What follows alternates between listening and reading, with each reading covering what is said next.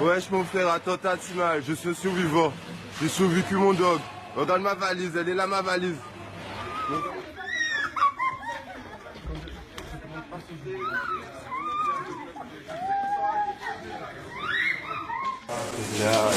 Est-ce qu'on peut aider quelque chose? On peut aider?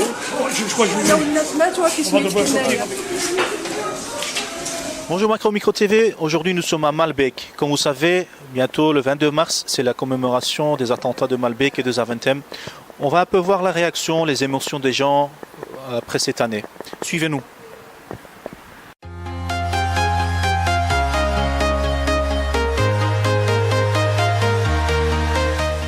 Le 22 mars 2016, qu'est-ce que ça vous rappelle? Qu'est-ce que ça vous dit cette date?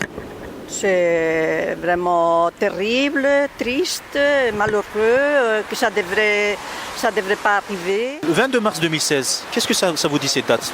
C'est le jour des attentats. Vous êtes sorti de la station Malbec le 22 mars 2016. Qu'est-ce que ça vous dit cette date? C'est les attentats qu'il y a eu à Bruxelles l'année dernière. Et Le 20 mars. 22. 22 mars. C'est en fait Comment vous avez vécu cette journée? Je l'ai vécu tristement parce que il y a quand même eu beaucoup de décès. J'ai même connu une personne qui donnait cours au cours d'arabe et la pauvre, avec des enfants et tout, c'est une mère de famille. Elle était dans ce métro? Ouais, elle était dans ce métro. Elle avait, je pense, 33 ans, un truc comme ça. Ah, il a été. Ouais, elle était. Oui, comme j'habite le quartier et Malbec c'est mon métro, donc oui, c'était un silence. Ça m'a pris toute la semaine et encore plus.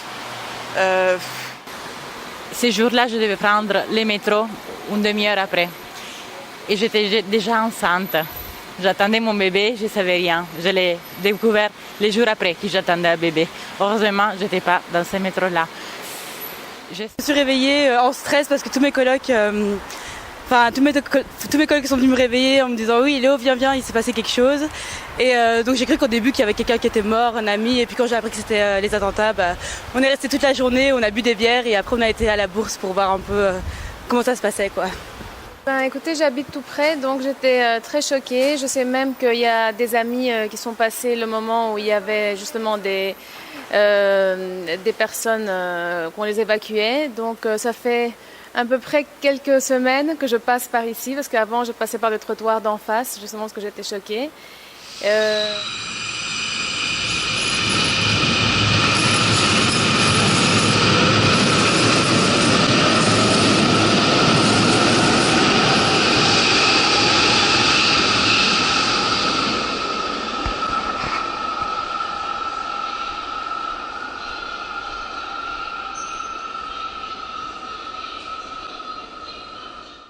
Ce souvenir, c'est vraiment triste.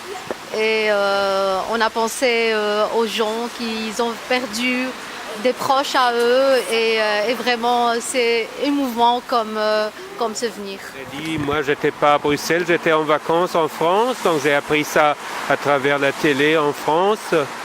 Et j'étais très inquiet à cause de mes collègues qui étaient au bureau. Et en effet, il était coincé là au bureau pendant des heures et des heures sans savoir de quoi il s'agissait. Donc... Cette journée, c'était vraiment... je ne m'attendais pas en fait. Ce jour-là, j'allais aller à l'école et comme par hasard, je suis tombée malade. Donc je me suis retrouvée à l'hôpital et j'ai appris qu'en fait, il y a eu un attentat au moment où j'allais à l'école, à cette heure-là en fait. À 9h, je passais tout le temps par Malbec. Donc je me sens un peu... Vous auriez pu être dans cette tram? Voilà, c'est ça. J'aurais pu être dans ce tram et ma mère, elle était choquée. Tout le monde était choqué parce que normalement, vraiment à 9h, je passe par là, quoi. On a vu juste des gens courir et tout. Après, on a entendu des gens parler. Voilà, il a été des explosions et tout. Vous avez entendu l'explosion, vous? Mes parents, oui, mais moi non. J'étais à dormir chez moi. Qui ont été pris par les autorités, vous trouvez que c'est suffisant? Oui. On ne sait pas faire autrement. Nos soldats qui sont un peu partout vous rassurent? Oui. Il vient de se passer encore en France, là. Il peut faire n'importe quoi. Et vous avez encore peur? C'est pas question d'avoir peur, mais inquiet, quoi. Est-ce que les mesures qui ont été prises par les autorités, vous les trouvez suffisantes, que ce soit en Belgique ou en France? Ouais, on trouve qu'on est bien entouré. En tout cas, depuis qu'on est arrivé, on voit l'armée partout qui patrouille dans les rues, la police pas mal aussi. Et c'est vraiment similaire à ce qu'on trouve en France, donc on sent qu'en tout cas il y a des mesures qui sont prises et c'est rassurant. Enfin, en tout cas, moi je trouve ça. Nos soldats nous rassurent. Ouais, tout à fait. Ouais.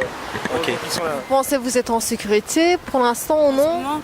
Bah, j'ai moins peur qu'avant, mais on n'est jamais. Je pense que on n'est jamais. Enfin, je pense qu'il y a encore quelque chose qui peut se passer, quoi. Mais j'ai pas peur, quoi. Donc. Ce sont nos soldats qui sont dans les rues, qui sont un peu plus présents maintenant. Est-ce qu'ils vous rassurent? Rien du tout. Quand on voit ça et on dit quelque chose va passer, je ne sais pas. On voit beaucoup plus de soldats maintenant qu'avant, donc voilà tout ça dans la tête tout le temps. Non. Non. Pourquoi? Parce que sur toutes les vidéos qu'on a vues sur les attentats, à chaque fois on voyait justement des policiers réagir. Et jamais j'ai vu un militaire faire quoi que ce soit, enfin peut-être contrôler des personnes, tout ça. Même moi je me suis déjà fait contrôler par des militaires et ça m'a... Je trouvais pas ça vraiment inutile. Justement, si je trouvais ça inutile. Moi je sais pas si ça peut être nécessaire, je crois que c'est nécessaire mais bon... moi en soi ça me rassure pas quoi. Enfin, ils sont dans les rues un peu plus présents maintenant. Ouais. Vous rassure-t-il? Pas du tout. Non. Pourquoi? Parce que je me dis, si la bombe elle est là, on explose ensemble. Il va exploser. Les soldats, ça me dit, je crois pas. Je crois pas. Pas du tout. Ce sera ailleurs. Ces gens n'ont pas besoin de tout ça. Non, non. Ils peuvent le faire n'importe où. Donc c'est pourquoi que on a chance ou malchance. Oui.